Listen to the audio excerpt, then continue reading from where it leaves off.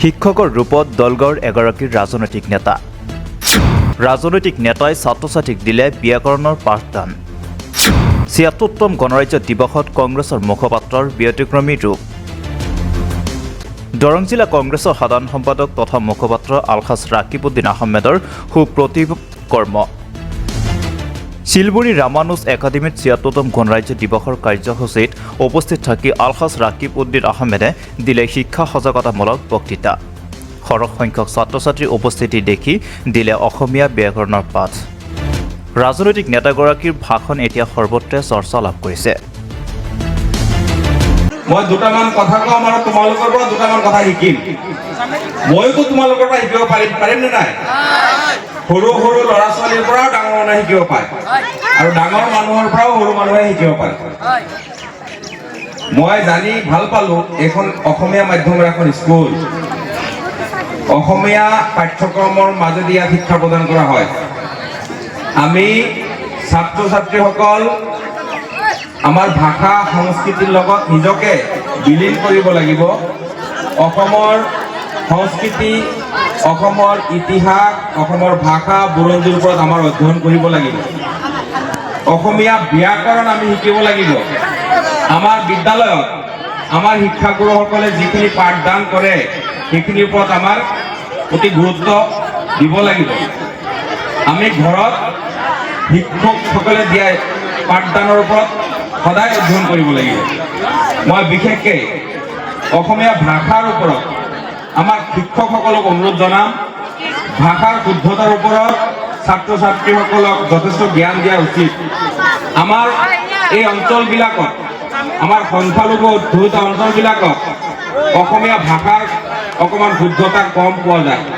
অসমীয়া ভাষাৰ উচ্চাৰণৰ ক্ষেত্ৰত আমাৰ ল'ৰা ছোৱালীবিলাকে অকণমান যেন দুৰ্বল মোৰ অনুভৱ হয়। অসমীয়া ব্যাকৰণ শুদ্ধকৈ শিকিব লাগিব। ব্যাকৰণৰ পাঠদানৰ ওপৰত আমাৰ শিক্ষকসকলে অকণমান গুৰুত্ব দিয়া উচিত। মই তোমালোকক কৈ যাম, তোমালোকে শুনিবা। অসমীয়া শব্দ, উপশব্দ, অনুসৰ্গ এইবিলাকৰ ওপৰত কিছু পাঠদান কৰা হয়। বিশেষকৈ অষ্টম শ্ৰেণী, নৱম শ্ৰেণীত যিসকল শিক্ষকে অধ্যয়ন কৰায় তেওঁলোকে এইখিনি গুৰুত্ব দিব। অসমীয়া উপসৰ্গখিনি মই গাই দিছোঁ, তোমালোকে শুনিবা। অসমীয়া উপসৰ্গখিনি তোমালোকে গুৰুত্ব দি শুনিবা আৰু মুখস্থ কৰিবা। মই সপ্তম শ্ৰেণীত থাকোঁতে উপসৰ্গ মুখস্থ কৰিছিলোঁ।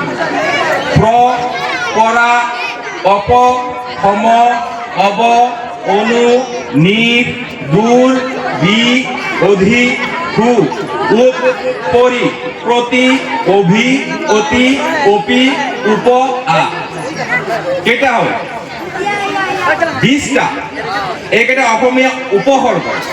তোমালোকে প্ৰতিজন ছাত্ৰ ছাত্ৰীয়ে এইটো এতিয়া যদি মুখস্থ কৰি লোৱা, মোৰ এতিয়া 43 বছৰ বয়স হৈছে, মোৰ মুখস্থ আছে। মই সদায় চৰ্চাও নকৰোঁ, বছৰত এবাৰ দুবাৰ মনত পৰিলে নিজে নিজে উচ্চাৰণ কৰোঁ।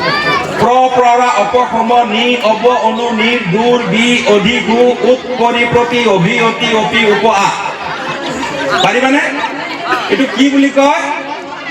উপসৰ্গ। অসমীয়া ব্যাকৰণত আছে। মই আহি সুধিছোঁ আমাৰ শিক্ষকসকলক যে এইখন অসমীয়া মাধ্যমৰ স্কুল শুনি মোৰ ভাল লাগিছে।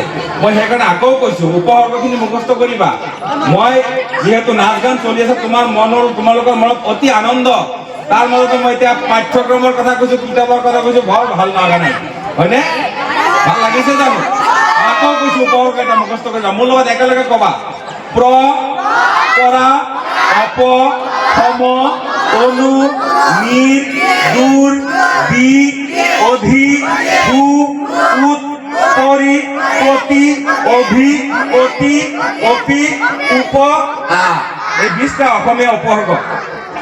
প্ৰ, পৰা, অপ, সম, নি, অব, অনু, নিৰ, দূৰ, বি, অধি, সু, উৎ, পৰি, প্ৰতি, অভি, অতি, অপি, উপ, আ। এইটো কেনেকে জানা? প্ৰ, পৰা, অপ, অপসংস্কৃতি, অপবাদ, অপযশ আছেনে? অপব্যাখ্যা, সম, সম অধিকাৰ, সম ন্যায়।